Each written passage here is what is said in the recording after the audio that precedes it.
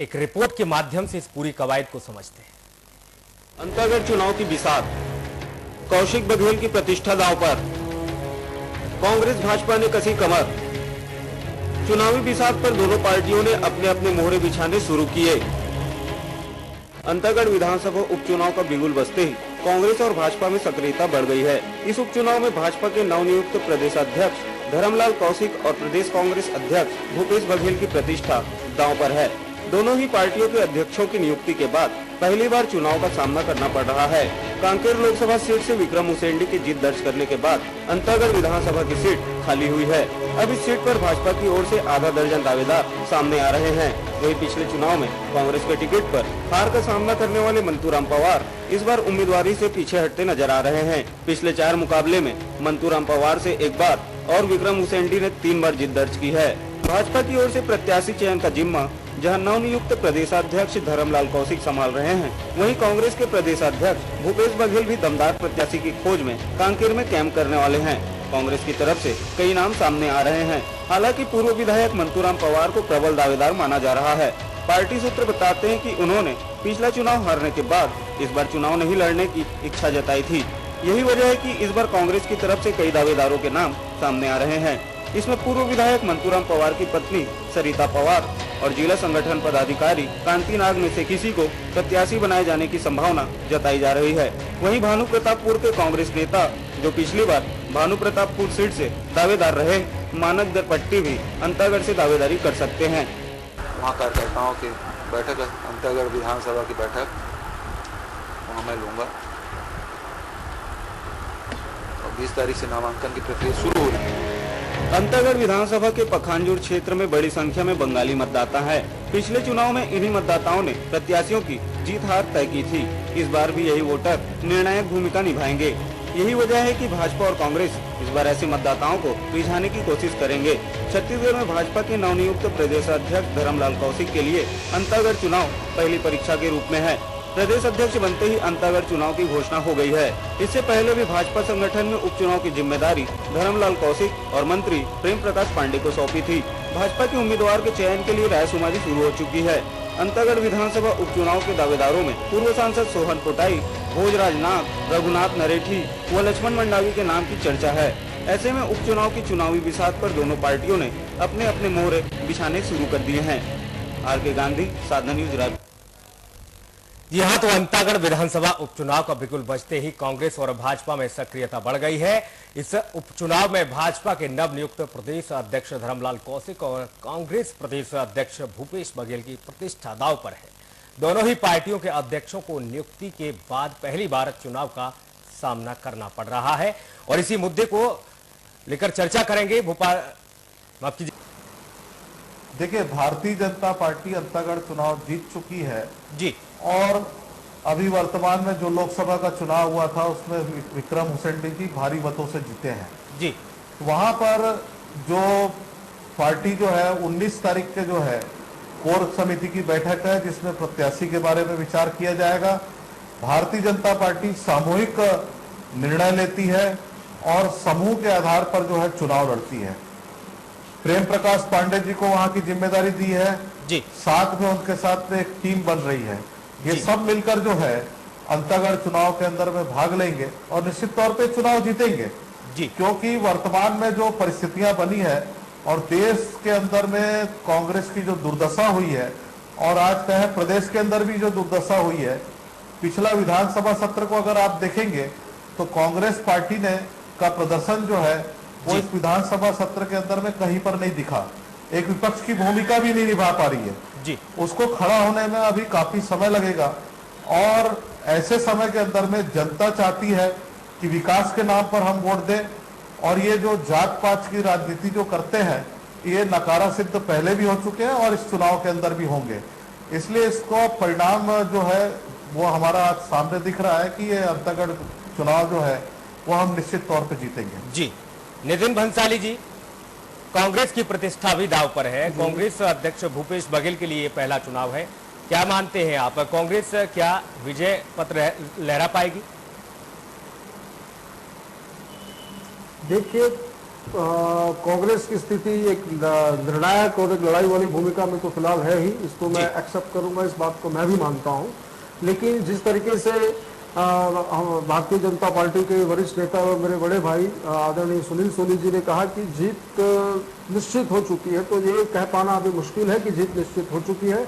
निश्चित तौर पर जिस तरीके से कांग्रेस ने इस चुनाव को लेकर कांग्रेस के अध्यक्ष भूपेश बघेल जी और पूरी टीम द्वारा जो तैयारी की जा रही है, निश्चित तौर पर मैं ये कहूंगा कि परिणाम जो है वो आदरणीय सोनी जी जो कह रहे हैं उस तरीके के नहीं होंगे और कांग्रेस के प्रत्याशी की जीत होगी, ऐसा मुझे लगता नजर आ रहा है। जी, सुनील सोनी जी, भाजपा और कांग्रेस दोनों ही पार्टियों के लिए अध्यक्षों की नियुक्ति के बाद पहली बार का ये उपचुनाव सामने आ रहा है। ऐसे में अंतागढ़ उपचुनाव को लेकर दोनों अध्यक्ष बैठक भी ले रहे हैं। ये संयोग है या एक दूसरी पार्टी पर दबाव बनाने की रणनीति है? देखिए, धर्म कौशिक जी जनप्रतिनिधि के अलावा जो है वो पिछले समय में प्रदेश के महामंत्री थे, लगातार संगठन में उन्होंने काम किया है जी। संगठन को कैसे गढ़ना, संगठन को कैसे चलाना, संगठन को वहां पर कैसे स्थापित करना, ये उनको पूर्व का अनुभव है। उनके अनुभव का निश्चित तौर पर लाभ भी मिलेगा। और साथ में जो हमने सांसद चुनाव जीता है, उसके बाद में जो कार्यकर्ताओं में जो एक उत्साह है और जो देश की जो परिस्थितियां बदली है, उन परिस्थितियों के अनुरूप मतदाता भी जो है वो अपने आप को ढालना चाहता है। स्वाभाविक प्रक्रिया होती है कि कोई भी मतदाता ये नहीं चाहेगा कि आज जो है प्रदेश के अंदर में भारतीय जनता पार्टी की सरकार है, देश के अंदर में भारतीय जनता पार्टी की सरकार है और डॉक्टर रमन सिंह जी के नेतृत्व में जो है वो लगातार विकास हो रहा है। जो योजनाएं, जो घोषणा पत्र है, वो संकल्प पत्र के रूप में जो है वो धरातल पर उतारा जा रहा है और जो जनता केवल ये चाहती है कि उसके क्षेत्र का विकास होना चाहिए, जनता ये चाहती है मेरी समस्याओं का निराकरण होना चाहिए, तो निश्चित तौर पे एक सांसद के साथ में उसको विधायक बहुत कुछ चाहती है, जनता साइकिल जो चाहती है जो है मिलता नहीं। जब यही तो सबसे बड़ी विडंबना है सुनील जी। देखिए, साइकिल के दोनों पहिए जब तक के ठीक रहेंगे तो विकास में कहीं बाधाएं नहीं आएगी और जब एक पहिया पंचर होगा तो साइकिल नहीं चलती है। ये स्वाभाविक प्रक्रिया जनता आज समझ रही है। जनता जो है वो जात पात से ऊपर उठकर अब मतदान करना चालू की है और विकास से लोग प्रभावित होकर कि बहुत हो गया अब इस देश के अंदर में जो है हमने नारे बहुत सुने, गरीबी हटाओ के नारे सुने, हमने जो है बहुत सारे नारे सुने, लेकिन कोई नेता पूरा नहीं करता है। लेकिन ये सरकार पूरा कर रही है।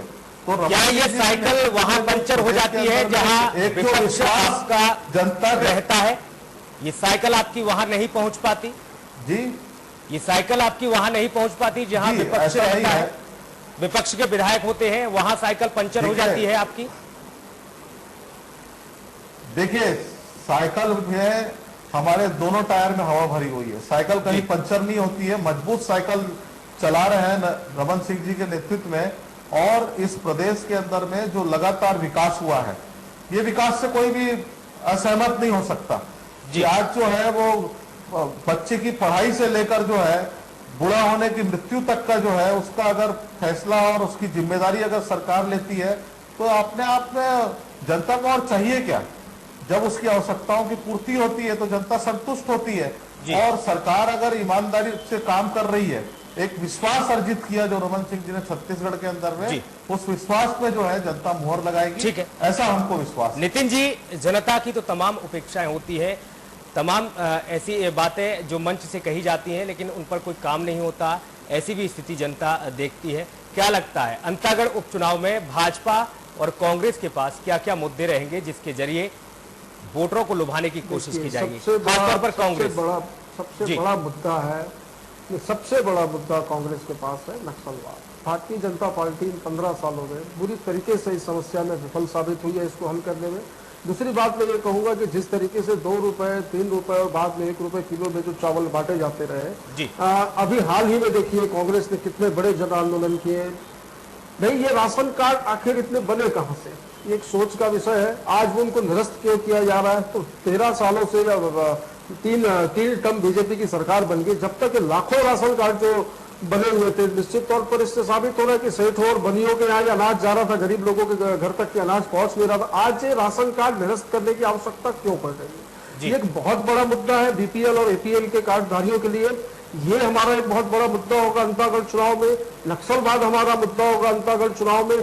सड़कें, बेरोजगारी। आज आदरणीय सुनील सोनी जी बात कर रहे थे कि घोषणा पत्र जो है वो संकल्प पत्र में बदलता जा रहा है। तो मैं ये कहूंगा कि इनके पहले जनता आप पर कैसे भरोसा करे और प्रत्येक बेरोजगारों को 5 साल की भत्ता देने की जो बात की गई थी, जनता आप पर कैसे भरोसा साइकिल का जो करेगी? आपने दृष्टांत दिया, ये काफी अच्छा दृष्टांत दिया साइकिल का, कि इनकी साइकिल के दोनों चक्कों में बहुत अच्छी हवा भरी है, लेकिन इनके साइकिल के चक्कों में गेटर लगा हुआ है, जो कि हमारे विधायकों के क्षेत्र के तरफ पहुंचते हुए जो गेटर लगा हुआ चक्का किस तरीके से चलता है वो आप समझ रहे हैं। तो निश्चित तौर पर टायर को बदलने की जरूरत है अभी। ठीक है नितिन भंसाली जी, आखिर जनता आप पर कैसे भरोसा करे, क्योंकि जनता ने आपका दौर भी देखा है। जी, जनता ने हमारा दौर देखकर इनके हाथों में अभी केंद्र की सत्ता भी सौंपी है। मैं तो पहला सवाल ये करना चाहूंगा कि जितने दमखम के साथ आदरणीय नरेंद्र मोदी जी ने कहा था कि वे महंगाई पे काबू पा लेंगे, भ्रष्टाचार पर नियंत्रण, अब हम बात करते हैं कि भाई महंगाई क्यों बढ़ रही है, टमाटर के, प्याज के, आलू के दरें इतनी क्यों बढ़ रही है, तो कहते हैं कि भाई मैं कोई जादूगर नहीं हूँ। लेकिन चुनाव के पहले ये बिल्कुल छाती ठोक कर कहते थे कि 56 इंच का मेरा सीना है, कोई आंख उठाकर देखेगा तो मैं 5 मिनट में उस समस्या का समाधान कर दूंगा। लेकिन दूर के ढोल सुहावने होते हैं। आज सत्ता में बैठने के बाद कितनी कठिनाइयों का सामना करना पड़ता है, ये उनको शायद अब समझ में आ रहा होगा, और इस बात को देश की और प्रदेश की जनता भी निश्चित तौर पर समझेगी। और अंतागढ़ के चुनाव में आप देखिएगा ऐतिहासिक और काफी कांग्रेस के फेवर में नतीजे आएंगे, मुझे इसकी पूरी उम्मीद है।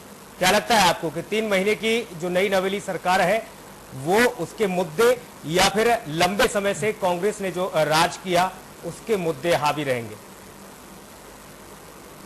देखिए, 2 विषय सामने आया है जी। एक नक्सलवाद का।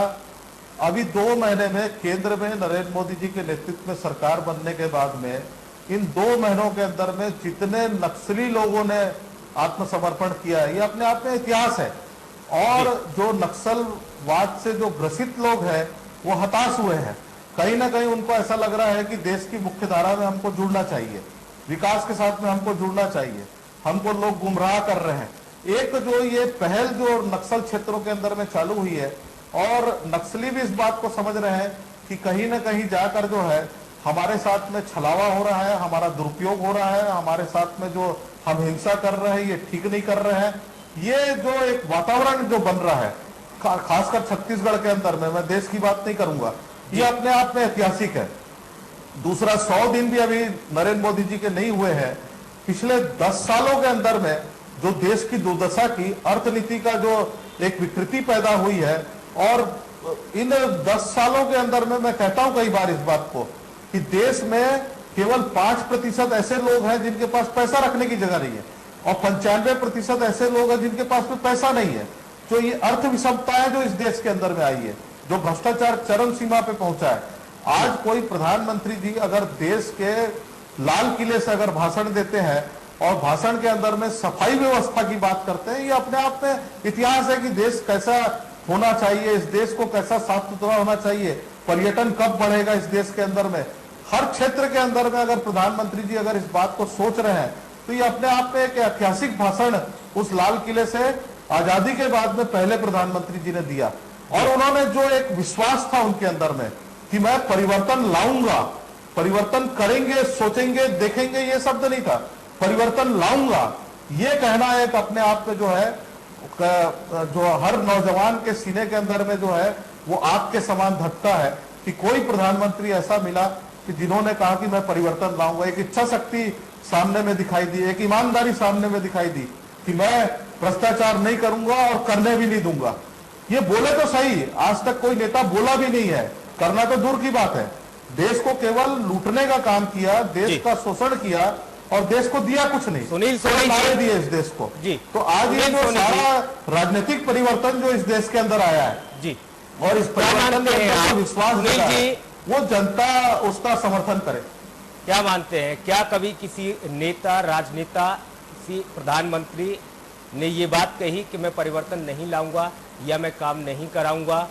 ऐसा तो किसी ने नहीं कहा, सबने यही कहा काम होगा, स्वर्णिम भारत बनेगा, अच्छा भारत बनेगा, सबको रोटी कपड़ा मकान मिलेगा, लेकिन निश्चित तौर पर भाई साहब लेकिन हुआ क्या?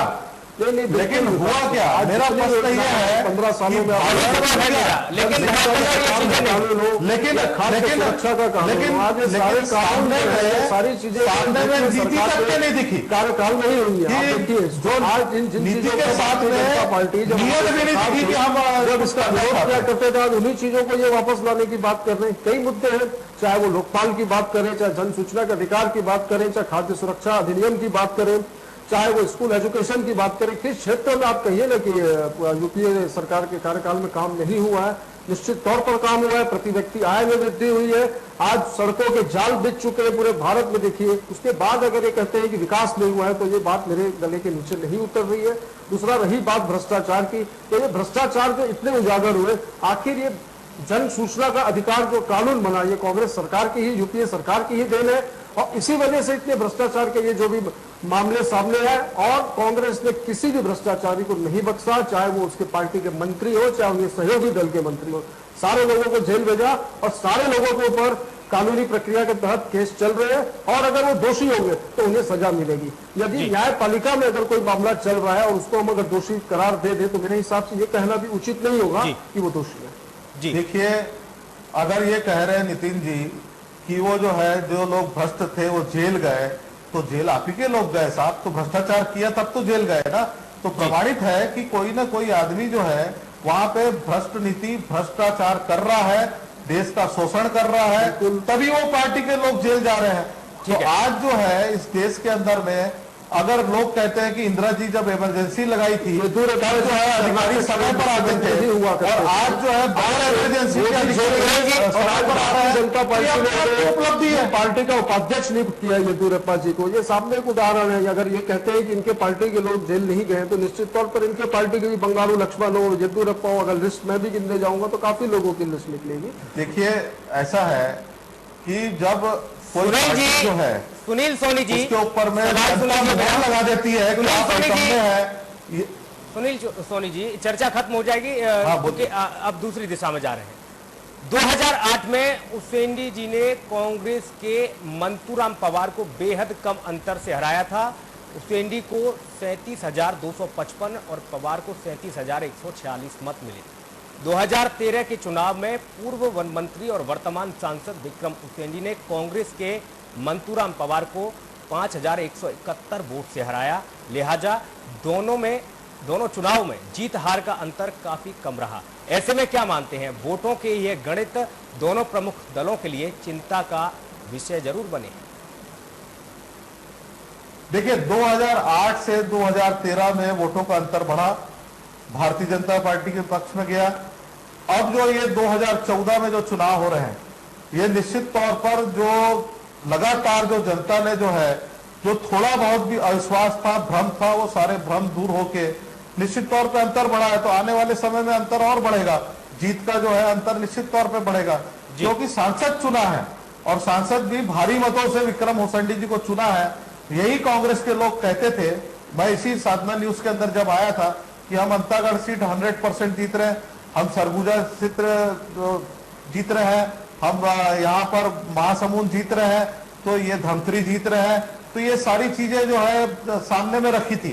लेकिन जब वोट के परिणाम सामने में आए, तो तीसरी बार रमन सिंह जी की सरकार बन गई। यही है विश्वास। सुनील जी, लोग देखिए, यही के अंदर कुछ भी बोल के निकल जाते हैं लोग, सार्वजनिक मंच से कुछ भी बोल के निकल जाते हैं। ये सीट हमारी पक्की है, ये हमारी पक्की है, हम ऐसा कर देंगे, हम वैसा कर देंगे, लेकिन धरातल पर नहीं होता। स्थितियां जब सामने आती हैं तो सब जो है अपने उन वादों से मुकरते नजर आते हैं। नितिन जी, विधानसभा चुनाव में बस्तर में कांग्रेस ने भाजपा को 7 सीटें छीनने से सफलता कहीं न कहीं हासिल की थी। मंत्री लता उसेंडी के साथ डॉक्टर सुभाऊ कश्यप और बेदूराम कश्यप को करारी शिकस्त भी झेलनी पड़ी थी। वहीं मंत्री केदार कश्यप और विक्रम उसेंडी बड़ी मुश्किल से यहां पर जीत पाए थे। क्या मानते हैं, अंतागढ़ सीट बचाने में भाजपा को भी एड़ी चोटी का जोर लगाना पड़ेगा? निश्चित तौर पर एड़ी चोटी का जोर लगाना पड़ेगा। मैं ज्योतिष तो नहीं हूं, लेकिन मैं ये जरूर कहता हूं कि बहुत कड़ा मुकाबला होगा और अच्छे अंतरों से कांग्रेस अंतागढ़ का चुनाव जीतेगी। क्या भारतीय जनता पार्टी एड़ी चोटी का जोर लगाने के लिए तैयार हो गई है? सुनील जी, देखिए निश्चित है, चुनाव होता है और चुनाव को भारतीय जनता पार्टी भी गंभीरता से लड़ेगी। तो ज्यादा जोर विश्वास के साथ में, अति विश्वास के साथ में हम चुनाव नहीं लड़ने जा रहे हैं।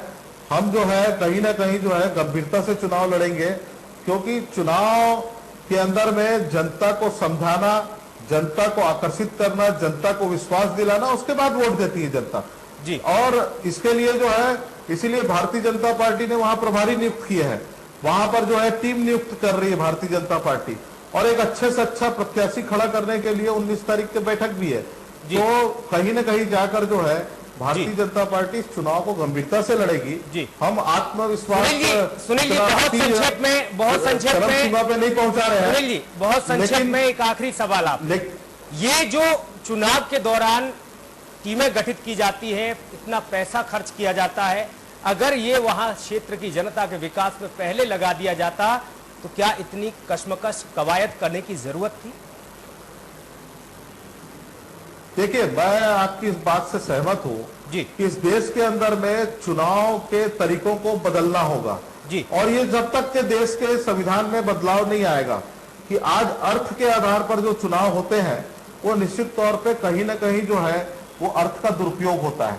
तो ये देश में बदलाव आएगा तो सारी पार्टियां उसको एक्सेप्ट करेगी। ये केवल भारतीय जनता पार्टी से आशा करना कि यही पार्टी सुधर जाए, बाकी पार्टियां तो चुनाव के ढंग से जीतने के लिए लड़ रही है। आप नहीं सुधरेंगे, हर पार्टी जीतने के लिए लड़ती है, आप सुधरेंगे फैसला जनता करती है और कहीं ना कहीं चुनाव के नियमों का पालन करते हुए हम चुनाव लड़े। बिल्कुल, दोनों प्रदेश अध्यक्षों की प्रतिष्ठा दांव पर है, चाहे वो भारतीय जनता पार्टी के नए नवेले धर्मलाल कौशिक हो या फिर नई बागडोर संभालने वाले भूपेश बघेल हो, दोनों की प्रतिष्ठा दांव पर है और देखना होगा कि अंतागढ़ की जनता क्या कहती है। बहुत बहुत धन्यवाद, आप लोग चर्चा में जुड़े, बहुत बहुत धन्यवाद आप।